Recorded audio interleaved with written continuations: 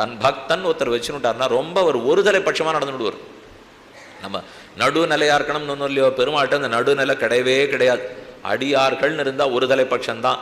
அடியார் இல்லைன்னு சொன்னால் அவர்களை வேற மாதிரி தான் நடத்துவார். நம்ம எத்தனை வேணால் வழக்காடு மன்றம் வைக்கலாம், நடத்தின்னு இருக்கலாம். நடுநிலை சரியா சரி கேட்டுட்டே இருக்க வேண்டியதுதான். தொண்டை தண்டி தான் மிஞ்சும், வேற வழியே இல்லை. அவர் அப்படித்தான் இருக்கார். பாண்டவர்களை பிடிச்சிருக்குன்னா பிடிச்சிருக்கு, கௌரவர்களை பிடிக்கலன்னா பிடிக்கல.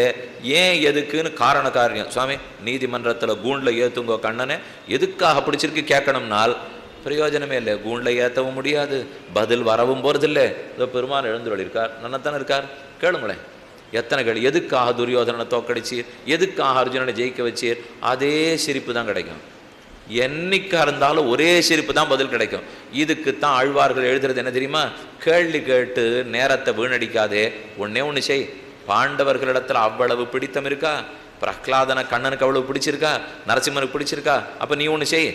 அவனுக்கு பிடிச்ச கோட்டிக்குள்ள எப்படியான நுழையறதுக்கு வழியை பார். அதை விட்டுட்டு அவாளையம் பிடிக்கலன்னு கேட்டுட்டு இருக்காதே, அர்த்தமே இல்லை. ஒண்ணுமே வாழ்க்கையில உருப்படத்துக்கு வழியே இல்லை. அப்போ ஒரே வழி தான். இப்போ அவருக்கு யாரையோ பிடிக்கிறதா, கோபிகளை பிடிக்கிறதா, நான் உள்ள பூந்துக்கலாமா? அவருக்கு கோபர்களை பிடிக்கிறதா, நானும் ஒத்தன் ஆகலாமா? அவருக்கு பாண்டவாளை பிடிக்கிறதா, நானும் நிழல்ல ஒதுங்கலாமா?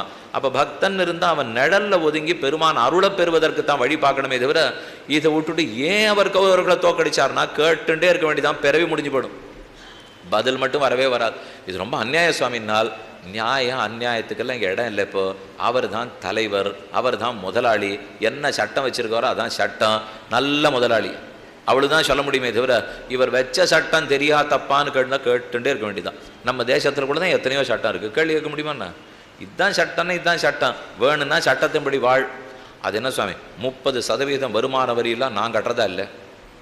சத்தம் போட்டு பாருங்க, வேணும்னா போட்டு பாருங்க. கொஞ்ச நாள் போட்டுருக்கலாம், அப்புறம் நம்மளை உள்ளதுக்கு போட்டுருவோம். இதுதான் நடக்கும். அதனால நம்ம பேசி பிரயோஜனம் இல்லை. இப்போ இதுதான் சட்டம்னா சட்டத்துக்குட்பட்டு முன்னேறுவதற்குத்தான் வழி பார்க்க வேண்டும். அதனால பாகவதர்கள் இடத்துல அபச்சாரப்பட்ட அவருக்கு பிடிக்கிறதில்லை, படவே கூடாது. அவர்களுக்கு எத்தனை கைங்கரியம் பண்ணணுமோ பண்ண வேண்டும்.